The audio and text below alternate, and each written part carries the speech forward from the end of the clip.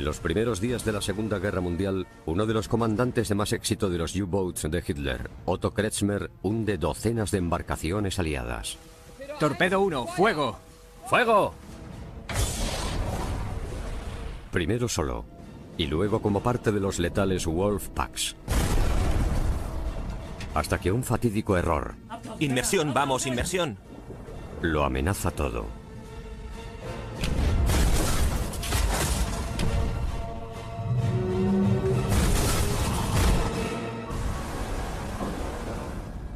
En la Segunda Guerra Mundial, un arma submarina permite a los guerreros pelear por debajo de la superficie. Con astucia, fuerza y tenacidad, sus enemigos contraatacan. Es una apuesta desesperada, revolucionaria y en ocasiones primitiva para cambiar el curso de la guerra. Sus historias son leyenda. 8 de julio de 1940. Torpedo 1, fuego. ¡Fuego! El U-29, un U-Boat nazi, ha hundido un buque mercante aliado al sur de Irlanda. ¡Destructor! Pero un destructor británico les persigue. Cuando atacas a tu enemigo, tú eres el cazador. Inmersión. ¡Inmersión! Pero en cuanto te atacan sus escoltas, te conviertes en la presa. Vamos, vamos. La tripulación del U-29 realiza una inmersión para escapar.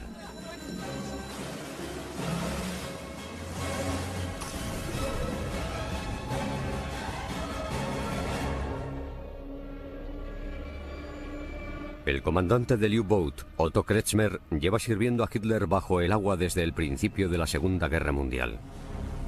Acaba de hundir su 12º barco en 10 meses y se ha ganado la reputación de ser el mejor lanzador de torpedos de la Marina alemana.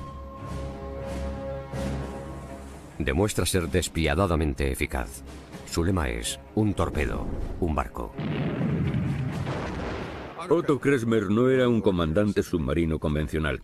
Era parte de un grupo elitista que causó gran parte de los daños. No solo estaba muy cualificado y le gustaba lo que hacía, también era frío como el acero.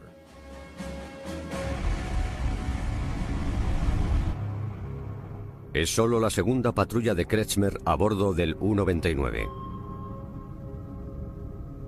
Él y su nueva tripulación se enfrentan a un explosivo comienzo.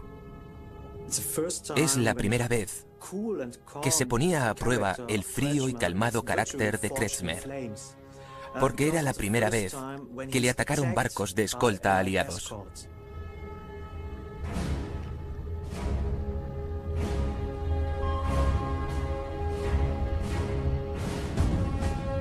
El buque de guerra que persigue a Kretschmer es una de las nuevas corbetas clase Flower. Mide 62,5 metros con un desplazamiento de 940 toneladas. Ha pasado de usarse en la industria ballenera a cazar submarinos.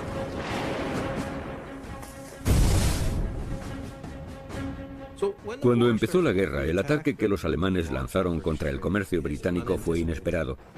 Y los británicos no estaban preparados ni material ni psicológicamente. Tuvieron que adaptar sus embarcaciones marítimas para lidiar con una guerra para la que no estaban preparados.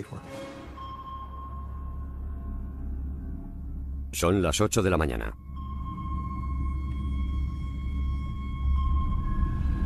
La corbeta clase Flower lanza bombas submarinas llamadas cargas de profundidad.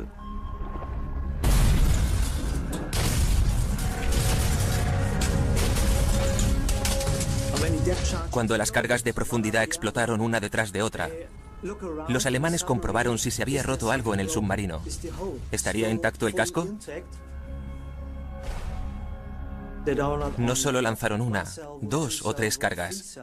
Les atacaron durante horas y horas. El U-29 era un U-Boat tipo 7. Entró en servicio por primera vez en 1936. Medía 66,5 metros de largo y 6 metros de ancho. Los tipo 7 normalmente podrían transportar 14 torpedos y a una tripulación de 45 hombres. Fue el tipo de submarino que más fabricaron los alemanes. Los U-Boats tipo 7 no eran grandes submarinos. Se diseñaron a partir del UV Submarine, uno de los más pequeños de la Primera Guerra Mundial, pero tenía una capacidad marítima considerable. Se construyeron más de 700 gracias a su diseño relativamente sencillo y económico. El hombre que pone en marcha los U-Boats es Karl Dönitz, el cerebro de Hitler con respecto a los submarinos. Para entender a Karl Dönitz hay que saber que era un profesional consumado de los submarinos. Vivía, respiraba y pensaba en submarinos todo el tiempo. Dönitz lanza sus U-Boats en rutas marítimas clave con la idea de ahogar las islas británicas. Esa se convirtió en la principal estrategia de la flota naval alemana. Cortar sus vías de escape marítimas, luchar contra los convoyes y dejar que Gran Bretaña se muriera de hambre. Esta situación se convirtió en una partida de ajedrez en la que ambas partes competían en inteligencia. Tenían que pensar en los movimientos que realizarían sus oponentes. Dönitz usa su inteligencia naval y distribuye los pocos submarinos con los que cuenta para localizar embarcaciones aliadas. Al comienzo de la guerra no había muchos U-Boats en el mar. Los alemanes tuvieron que tomar decisiones en relación a su producción de guerra y no entraron dentro de esas decisiones porque su plan era luchar por tierra primero por el oeste y luego por el este. Tuvo que usar pocos submarinos. Lo único que pudo hacer es distribuirlos por todo el océano como mantequilla en una enorme rebanada de pan. Por eso, durante las fases iniciales de la Segunda Guerra Mundial, lucharon como en la Primera, un solo submarino vigilando un solo barco. A primera hora del 8 de julio, el U-29 de Dönitz ataca él solo al enemigo. Pero luego debe soportar un asedio de varias horas. Todo el mundo estaba muy estresado. A todos les recorría el sudor por la cara. Además, cuando estás en una situación de estrés, respiras más rápido. Sin saber cuánto tiempo durará el ataque, Kretschmer toma medidas para conservar el limitado suministro de aire del submarino. El comandante necesitaba conservar el oxígeno, por lo que ordenó a todos que se tumbaran en el suelo a dormir. Les dieron galletas y chocolate para sobrellevar la situación. Tras varias horas, seguramente estuvieran muy cansados. Algunos de los tripulantes se ponen máscaras que absorben el dióxido de carbono en un esfuerzo por que dure el oxígeno del U-Boat.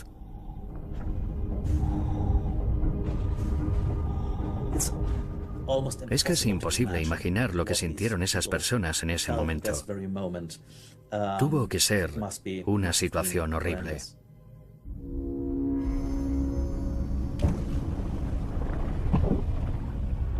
Pero tras la explosión de otra carga de profundidad, el hombre al mando del U-Boat sigue sin inmutarse.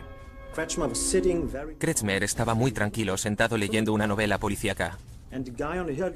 Kassel, el hombre encargado de la hidroacústica, le miró y pensó: ¡qué gran hombre! Nos están atacando, pero él está ahí sentado leyendo una novela.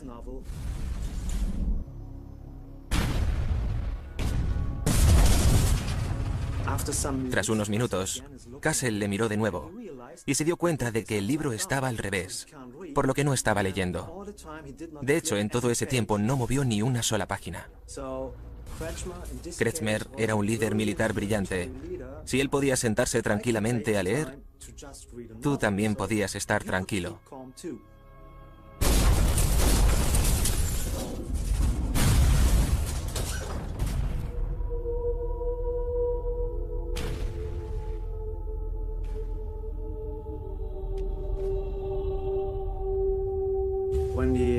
Como los ataques duraron varias horas, Kretschmer tuvo que pensar en muchas cosas. La primera era mantener el submarino a una profundidad en la que la presión del agua no lo destruyera. Y para eso necesitaba propulsión. Y para generar propulsión, tenía que usar la energía de las baterías. Una vez sumergido, 124 baterías impulsaban las hélices y todos los sistemas del U-29. Pero estas baterías solo podían recargarse en la superficie. 12 horas después de comenzar el ataque submarino, Kretschmer y su tripulación continúan sumergidos.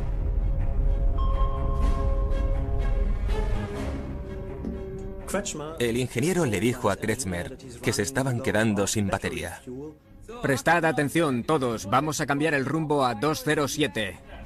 Kretschmer debe moverse o el U-99 acabará en el fondo del mar. Si esperaban a que las baterías se descargasen del todo, no tendrían ninguna opción de sobrevivir.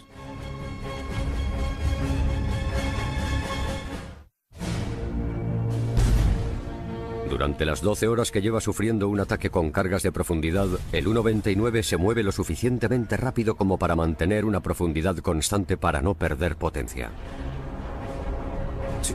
Para hacer que el submarino siguiera moviéndose, necesitaba propulsión.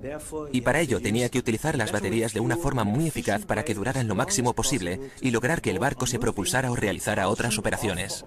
Tenemos que sumergirnos más, no olvidéis el cambio de rumbo a 207. ¡Hay que sumergirse más! Y cuando las baterías se acaban, Kretschmer arriesga lo último que les queda en un cambio de rumbo. Es una apuesta desesperada por escapar. Kretschmer y su tripulación inventaron escapar moviéndose en zigzag y cambiando la profundidad. Más de 14 horas después de que comenzara el ataque, el sonido de las hélices enemigas se apaga. Ahí se dieron cuenta de que los barcos de escolta se estaban yendo.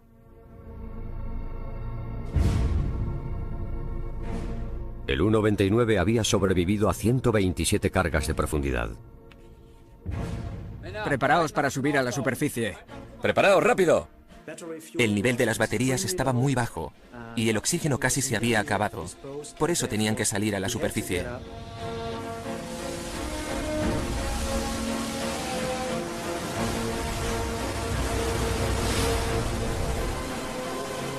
Cuando emergen, los barcos de escolta ya han desaparecido de la vista.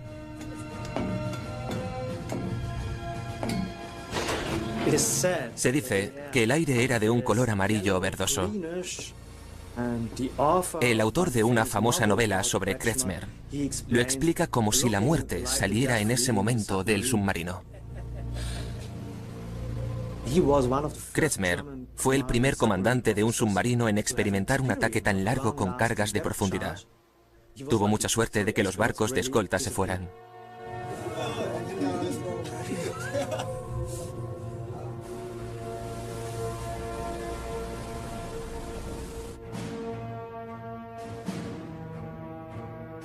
Al este, el hombre a cargo de los U-Boats de Alemania consigue una victoria crítica. Las tropas de Hitler han invadido Francia. Donitz puede usar sus puertos en el Atlántico para lanzar sus submarinos. Tras la caída de Francia en 1940, los alemanes de repente poseían nuevas bases perfectas para lanzar ataques a los convoyes británicos en el Océano Atlántico. Antes de ese momento, tenían que enviar sus embarcaciones desde sus bases en Alemania. Y eso implicaba gastar mucho combustible para llegar y recorrer esas áreas operativas. Una vez ya en Francia, sus barcos tuvieron bastante más tiempo para cazar y luchar contra convoyes aliados.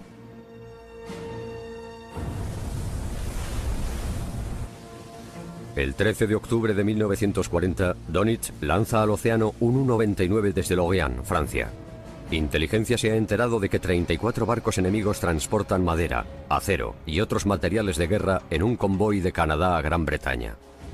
Un convoy es un conjunto de embarcaciones que navegan juntas escoltadas por varios buques de guerra. Quizá penséis que tener muchos barcos juntos es jugárselo todo a una carta, pero como el mar es tan grande, aunque concentres una gran cantidad de embarcaciones, es muy difícil que el enemigo pueda encontrarlos, y cuando los encuentran se topa con que vienen acompañados por buques de guerra, por lo que es muy difícil atacarlos. Kretschmer y su tripulación se apresuran al noroeste en busca del convoy SC-7. Todas las rutas de los convoyes tienen su propia denominación. HX era Halifax. SC significaba convoy lento para las embarcaciones más lentas cuando empezó a haberlas. Todas significaban algo y eso ayudaba a los convoyes a dividirse. Dönitz destina más U-Boats para que se unan a Kretschmer en la búsqueda de ese convoy. Es una de las primeras movilizaciones de un Wolfpack, una táctica que los submarinos de Hitler harían famosa. La esencia de la Rudeltaktik, la táctica de las manadas de lobos, era juntar varios submarinos para luchar contra un convoy. El control del Wolfpack se lleva a cabo desde tierra, desde el cuartel general de Dönitz. Usaba una pizarra enorme con imanes y submarinos. Hay que pensarlo como si fuera una enorme red de submarinos a una distancia lo suficientemente grande como para no tapar visibilidad los unos a los otros, desplegados de forma perpendicular a la línea de avance que creían que tendría el convoy. La idea era simplemente usarlos como una especie de trampa de la que sus enemigos no pudieran salir.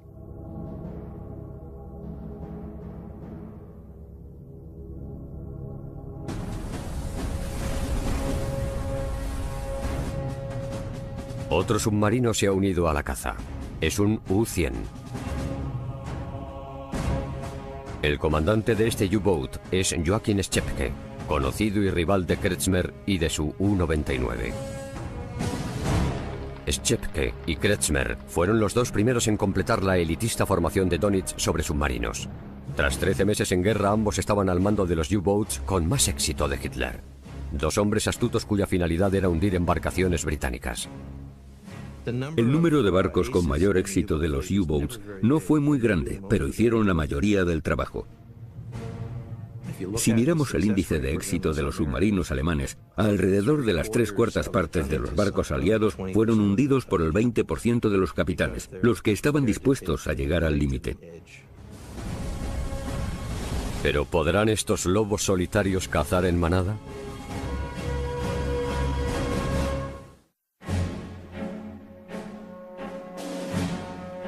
En el otoño de 1940 comienza una nueva era para la guerra submarina. El almirante Karl Dönitz cuenta con dos de sus mejores hombres, Schepke y Kretschmer, para poner en práctica su nueva táctica, el Wolfpack. Alemania solo tiene 27 submarinos operativos. Casi un tercio de la flota activa de Dönitz está en peligro. Su objetivo estratégico era que cada U-Boat hundiera un barco al día. Era una estrategia muy lógica, posiblemente la única que tenían, pero eso implicaba hundir barcos enemigos. Tenían que destrozar su capacidad de carga.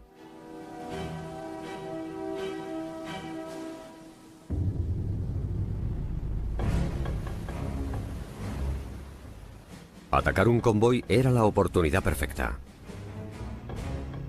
Este Slow Convoy 7 de 34 buques mercantes está protegido tan solo por 4 barcos de escolta.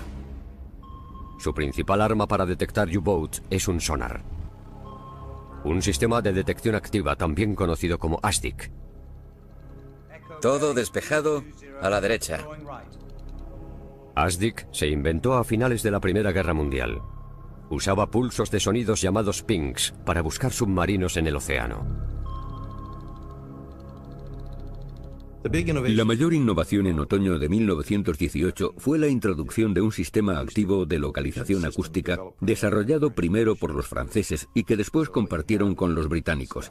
Lo que crearon es lo que vemos en esas películas de Hollywood en las que aparece un sonido, golpea algo y después desaparece. Con eso se mide la distancia y consigues hacerte una idea de lo lejos que está un objeto. Fue la base de las tácticas antisubmarinas actuales de la Marina Real Británica. Un submarino sumergido era muy vulnerable, pero su mayor ventaja es que no se puede ver desde la superficie. Y cuando un submarino es tan difícil de ver de noche desde la superficie, se convierte en un enemigo muy peligroso.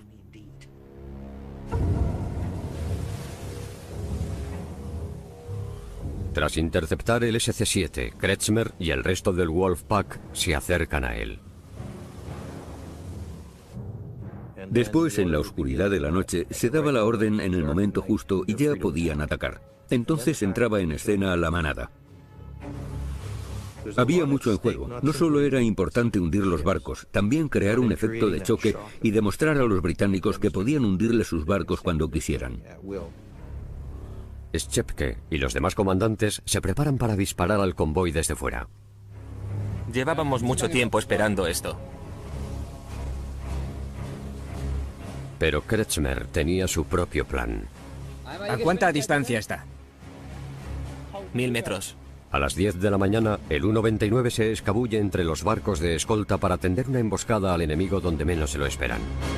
Kretschmer tenía un instinto asesino y era muy perfeccionista, por lo que encontró la manera de escabullirse estando aún en la superficie y meterse dentro del convoy.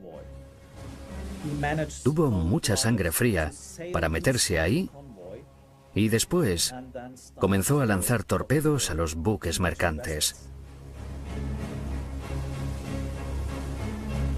Cargad los torpedos 2 y 4.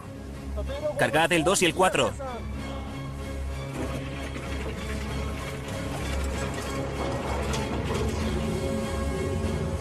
Torpedo, fuego. ¡Fuego!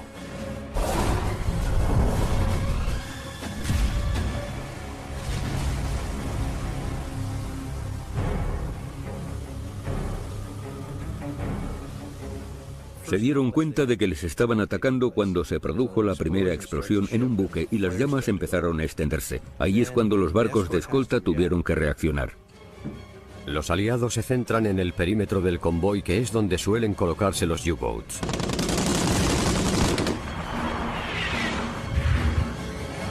Otros miembros del Wolfpack se ven obligados a sumergirse.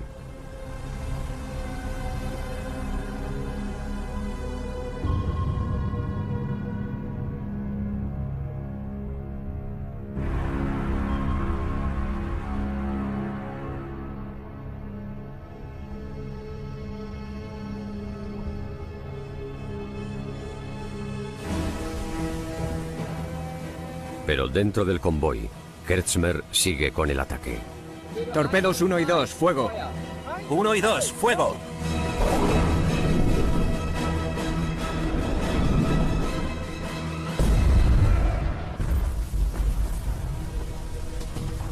Se convirtió en una pesadilla pirotécnica. No hacían más que hundir barcos. Tuvo que ser escalofriante para los hombres que estaban en el convoy. Nadie pensó que alguien pudiera meterse dentro del convoy en la oscuridad de la noche y sembrar la muerte y la destrucción por todos lados y a tanta velocidad.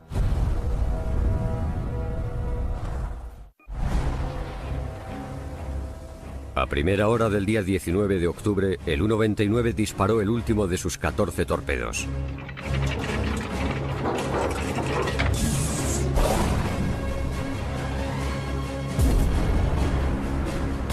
El convoy perdió 20 barcos mientras avanzaba. 80.000 toneladas de mercancía destinadas a la guerra acaban en el fondo del mar. Schepke afirma haber hundido 3 barcos, Kretschmer 7. Muchos más que cualquier otro comandante en una de las primeras ofensivas de los Wolfpacks alemanes. Fue una forma totalmente innovadora de usar los submarinos y los británicos no estaban preparados para algo así. Una vez que el Wolfpack avistaba un convoy, se desataba el caos para los aliados. Me voy para adentro.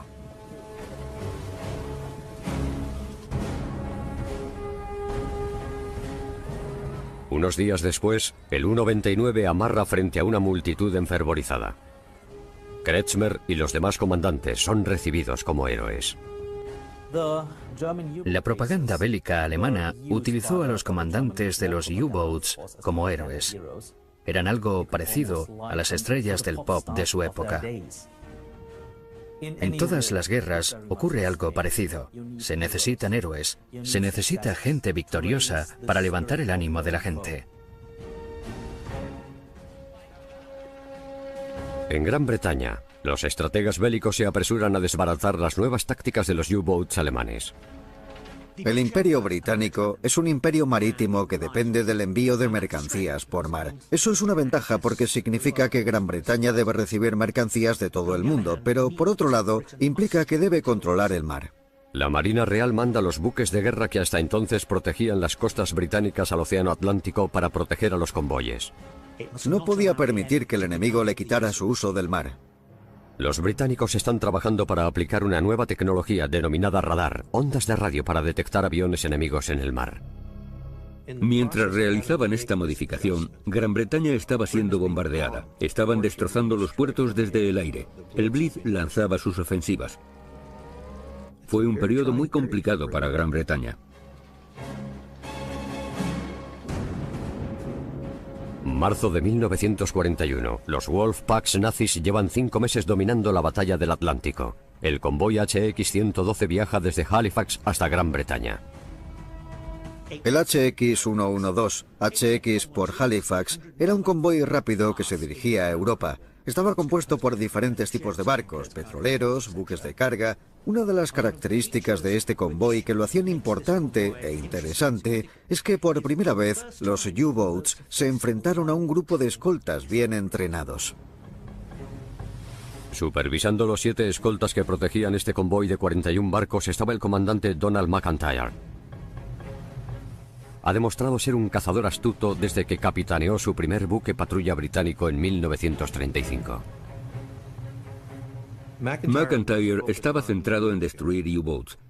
Es lo que quería hacer, quería hundir submarinos. Hace pocas semanas que McIntyre es el comandante del HMS Walker, el principal destructor en una de las primeras flotas británicas dedicadas a la protección de un convoy.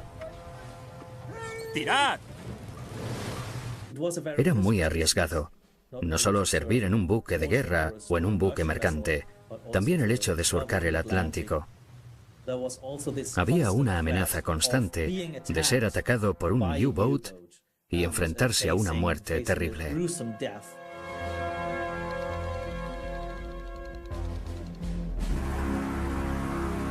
A 240 kilómetros al sur de Irlanda, McIntyre se enfrenta al primer ataque contra el convoy HX-112. Un U-Boat destroza uno de los preciados petroleros del convoy. Un combustible esencial para los británicos se quema en el océano. Los petroleros siempre son blancos muy espectaculares, porque provocan grandes llamaradas, y este no fue una excepción. Eso afectó mucho a McIntyre, quien dijo que la explosión era una visión muy deprimente. Los ataques de los U-Boats eran cada vez más efectivos.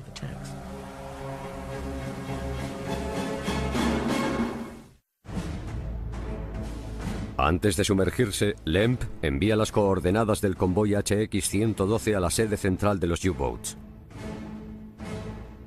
Donitz ordena a Schepke y a Kretschmer que intervengan. Todas las personalidades importantes se enfrentaron en esta batalla marítima.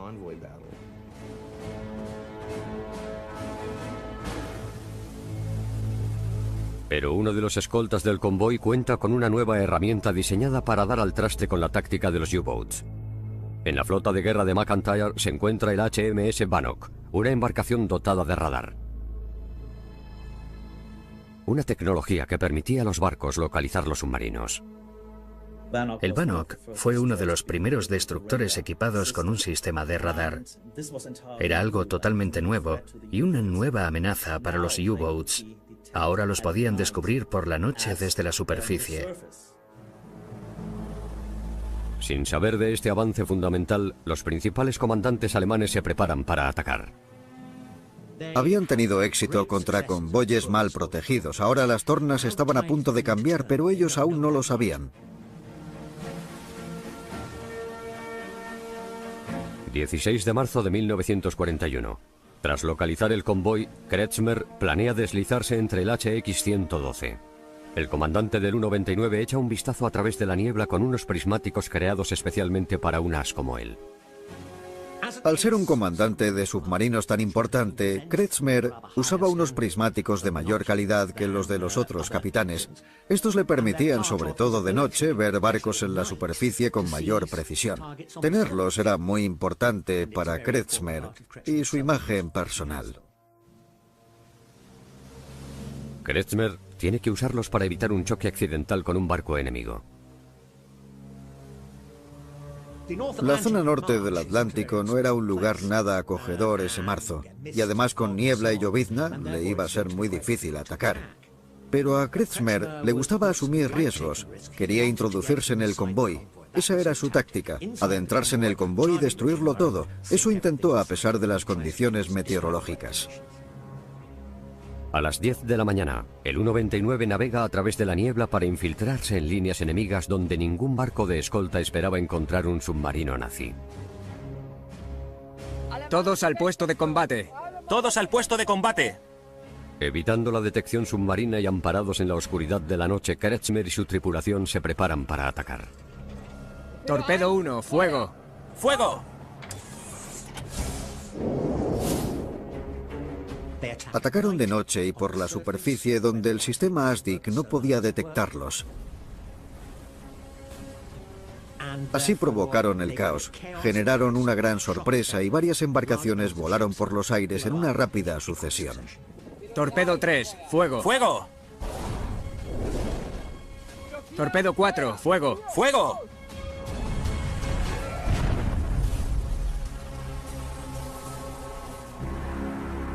A bordo del principal barco de escolta británico, McIntyre analiza el perímetro del U-Boat que está devastando sus barcos. Si el escolta ve el submarino, podría atacar a toda la manada. Podría expulsarlo y quizá lograr sufrir pocas bajas durante la noche. Pero a la 1 de la tarde detectan otro submarino.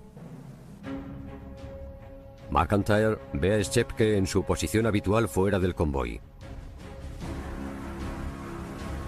El destructor británico se acerca a su objetivo a 63 kilómetros por hora. Podemos hacerlo. No podrán atacarnos desde tan atrás. Es casi el doble de velocidad de la que puede alcanzar el U-100. ¡Alarma! ¡Alarma! ¡Todos a sus puestos! ¡Vamos, vamos, vamos! ¡Moveos! ¡Moveos!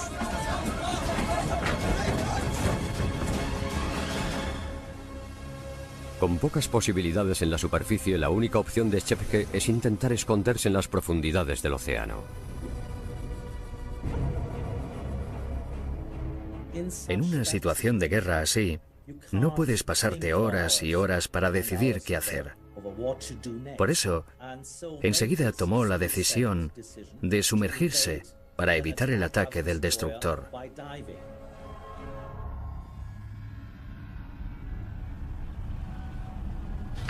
¡Vamos, vamos, vamos!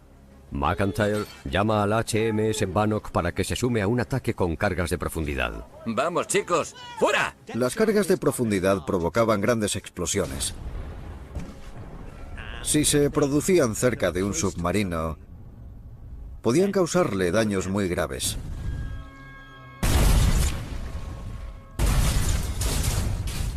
Que se cayera todo lo que había en las paredes, que entrara agua, que los controles y las bombillas estallasen.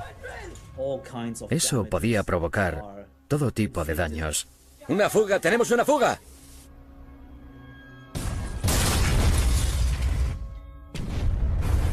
Los daños eran catastróficos. Puede llegar a entrar tanta agua que si no sale a la superficie se hunde. En el HMS Walker, el barco de McIntyre, el operador del sonar se esfuerza por localizar al U-100 ya que el sistema ASDIC se ha visto alterado por las explosiones en el océano. El mar es un entorno muy complicado, y más cuando lanzas cargas de profundidad. Es muy difícil distinguir las cargas de profundidad de un submarino. Otro problema al que se enfrentaba el sistema ASDIC es que este está en la zona delantera del barco y las armas se disparan desde la zona de atrás. Eso significa que cuando atacas a un submarino hay un espacio entre el punto en el que has perdido el contacto y el punto en el que has lanzado la carga, y debes modificar el objetivo. Muy cerca, el HMS Bannock usa el radar de primera generación para buscar el U-100 en caso de que suba a la superficie. Esta nueva tecnología podría localizar el objetivo, pero su aplicación es limitada. El primer radar que entró en servicio fue el tipo 286, que es un radar de 1,5 metros atado a la cabecera de la embarcación. El problema era que el objetivo tenía que estar enfrente, no podías girar las antenas, tenías que estar señalando al otro barco. Poco después de las 3 de la tarde, Schepke emerge a casi 1 kilómetro de los barcos de escolta pensando que puede reparar la fuga y huir de forma segura. Pero un giro inesperado Objetivo enfrente. le coloca justo enfrente del primer sistema de radar, por lo que pueden localizarle. Si hubiera estado un poco más a la izquierda o a la derecha, es probable que el 286 no lo hubiera detectado. El Bannock se lanza a por él. El comandante decide embestir el U-Boat. Tranquilos, no podrán hacerlo. Nos pondremos detrás de ellos.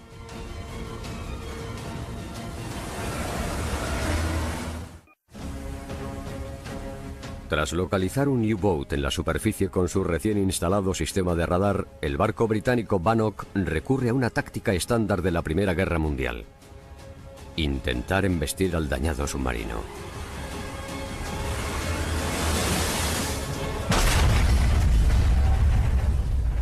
El destructor golpeó el U-Boat, el U-100, destrozando el denominado castillo del barco nazi. Schepke se quedó aplastado con las piernas entre la cubierta y el periscopio, hasta que se hundió en el agua y murió. El U-Boat se hundió.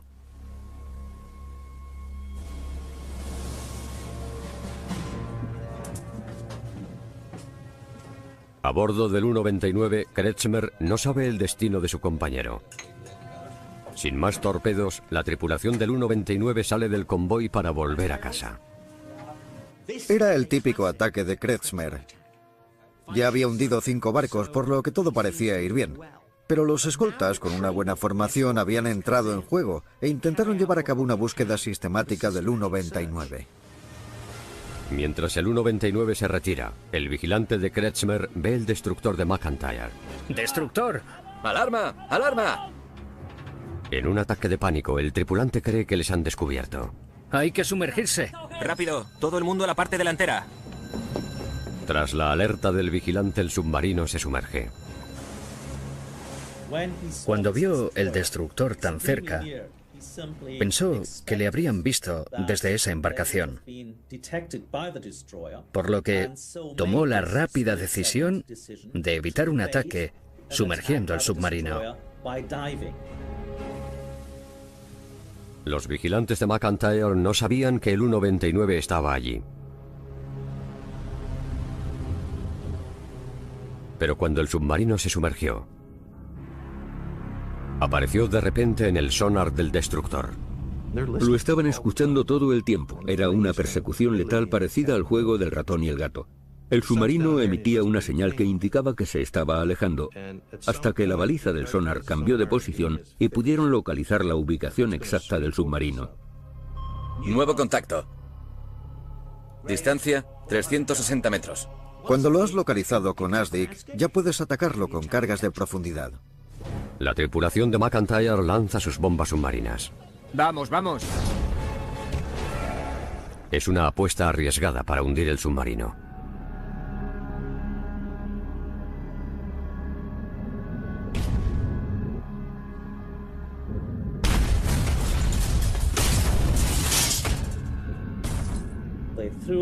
Lanzaron cargas de profundidad y las detonaron cerca del U-Boat, causando daños muy importantes.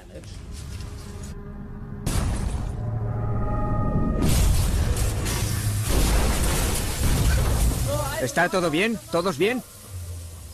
Sí. Con los controles estropeados y el equipo y los instrumentos hechos añicos, Kretschmer y su tripulación se sumergen aún más, hacia el fondo marino, en un submarino gravemente dañado.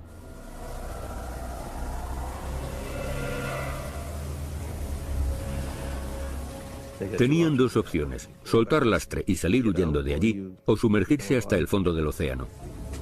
Abrid la válvula. La tripulación intenta drenar el agua usando aire para elevar la posición del U-Boat. La única forma de escapar era volviendo a la superficie, así que Kretschmer tomó esa decisión para salvar la vida de su tripulación. Pero la válvula de aire está atascada.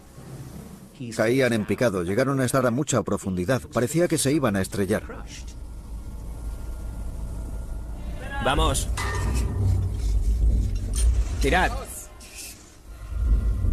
205. La tripulación monitoriza el descenso. 210. Con horror, ven cómo se hunden a más y más profundidad. Tenéis que hacerlo más rápido. ¡Vamos, vamos! Cuando ya todo parecía perdido, 190. logran abrir la válvula. 180. El U-Boat comienza a subir. 170. En la superficie, un decidido McIntyre espera al submarino.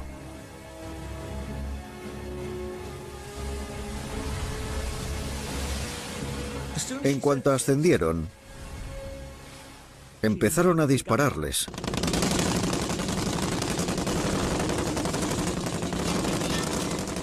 Provocaron bastantes daños, por lo que parecía que había llegado la hora de abandonar ese U-99. Pero desde ese siniestrado submarino, uno de los comandantes de U-Boats más importantes de Hitler envía una última transmisión. Aunque la suerte le había abandonado, Kretschmer era un profesional, por lo que decidió enviarle un último mensaje muy corto a Dönitz. Simplemente decía: cargas de profundidad, 2 destructores, 53.000 toneladas, Kretschmer. El último mensaje que envió desde el submarino fue: he hundido varios barcos, varias toneladas de mercancías. Abandono el submarino. Kretschmer. Eso indica lo frío que era. Más de 5 horas después de que el U-99 lanzara su ataque, Kretschmer ordena a su tripulación en la cubierta que se preparen para la rendición. Kretschmer encendió un cigarro para calmar a sus hombres y para mostrarles que él era el que seguía al mando de la situación. Hizo una señal a los británicos para que se llevaran a toda su tripulación. Y los británicos lo hicieron. Una vez que el submarino quedó inutilizado, ya estaba el trabajo hecho. Kretschmer es el último en subir a bordo del destructor británico. McIntyre se queda con sus preciados prismáticos como trofeo. Trataron muy bien a Kretschmer a bordo del HMS Walker. Jugaba al bridge, bebía whisky. Estaban muy contentos por haber capturado a alguien tan importante. Kretschmer pasó el resto de la guerra como prisionero de los aliados. La batalla contra el convoy HX-112 le costó a Dönitz 2 de sus mejores submarinos. Cuando Kretschmer y Schepke cayeron en marzo de 1941, fue algo catastrófico para las relaciones públicas de Alemania. Habían gritado a los 4 vientos los éxitos de estos héroes y de repente ya no contaban con ninguno de los dos. La otra cara de la moneda es que los británicos quedaron como grandes asesinos por haberlos destronado. Lo más trágico es que los perdieron en un espacio muy corto de tiempo, pero aún tenían muchos tripulantes de submarinos jóvenes y muy capacitados. La flota de submarinos alemanes no estaba acabada ni mucho menos. Esto fue solo el principio.